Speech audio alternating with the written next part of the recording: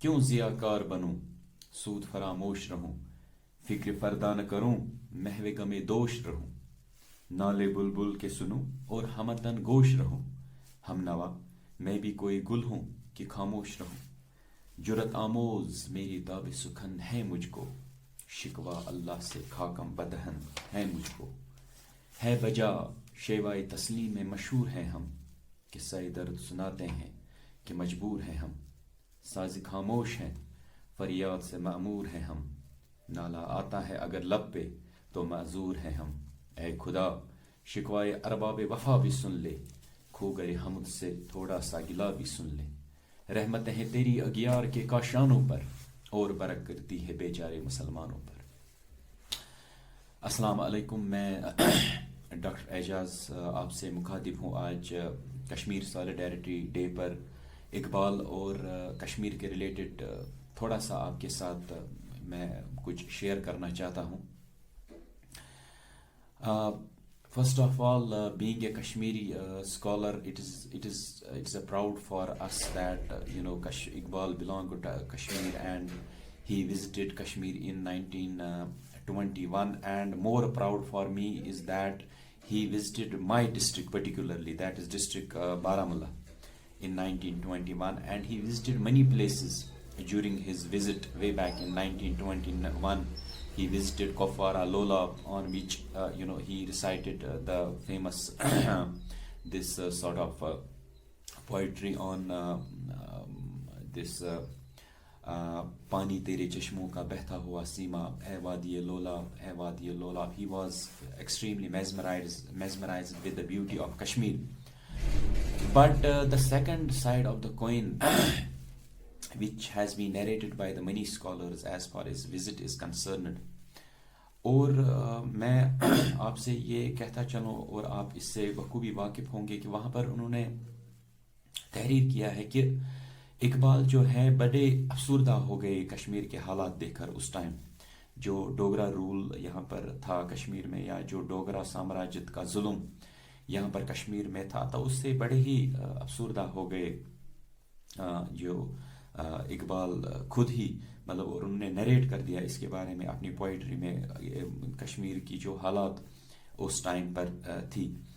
But after 100 years I think nothing much has been changed as far as the Kashmir political situations are concerned, and Iqbal has preached us many lessons. I am not here to discuss anything sort of political sort of things about Kashmir or anything like that, but what Iqbal's message was for the Kashmir, for the Kashmiri people, or for the empowerment of Kashmiris. Being a very humble scholar, I think that it was the responsibility of the representative countries of the occupant states that they should play their roles as far as their liberations are concerned. As far as Peter Berger, one of the legendary American sociologists, he said that representative countries matters a lot for the occupant territories. So one can see what sort of a situation our representative country is trapped in the contemporary times. But the million-dollar question is that what we can do, what we as a common Kashmiri can extract from the Iqbal's poetry and prose works. Iqbal's whole message, as you know, that Iqbal's whole or the maximum message is for the emancipation of youth. So what can Kashmiri youth extract from Iqbal's poetry and prose works? Because I think in the contemporary times one can say that Iqbal is much more relevant in the Kashmir situation what it was 100 years before. So we should ponder on many relevant questions as a Kashmiri, what we can extract from Iqbal, or what he wants, what he wishes for the Kashmir. We can all know that his inclination with the father of the nation, Muhammad Ali Jinnah, or in the second hand, his lessons for Sheikh Muhammad Abdullah, the towering political leader of Kashmir. Sheikh Muhammad Abdullah many times visited Iqbal in Pakistan, and he led some sort of political recommendations and advices and suggestions from Allama Muhammad Iqbal to how to run his political sort of agenda, or how to run his political ideologies against the Dogra rule of that time. But I think nothing more has been changed.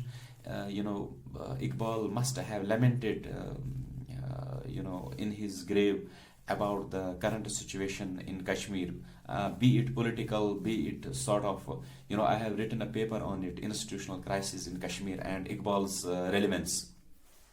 We should ponder on, what is the influence of Iqbal's philosophy and poetry on Kashmiri youth to fight against the anarchy in Kashmir.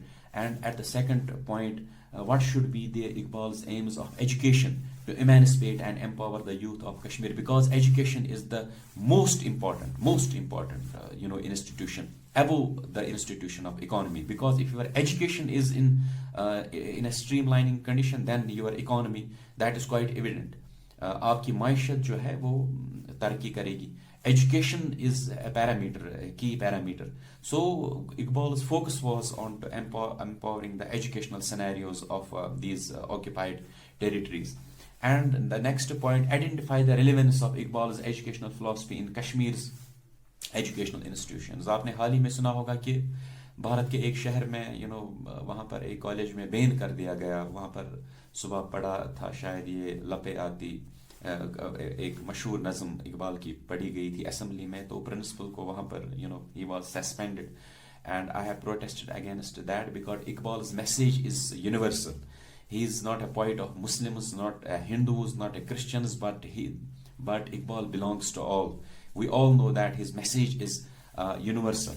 And we can also focus, being a Kashmiri, what aims and objectives for education from an Islamic perspective can be drawn from Iqbal's thought and philosophy. That is much more important. If we extract these points from Iqbal's poetry and philosophy, being a Kashmiri, then we can empower ourselves and we can fight at various ends, be it social, be it economical, be it educational, or be it political. So it means that Iqbal's whole focus was on to empowerment of the Muslim societies, not only Kashmir but the whole Muslim Ummah. It was his nutshell aim. His aim was to see Muslims, just run or just progressive, or they can, dominate the world affairs. So in that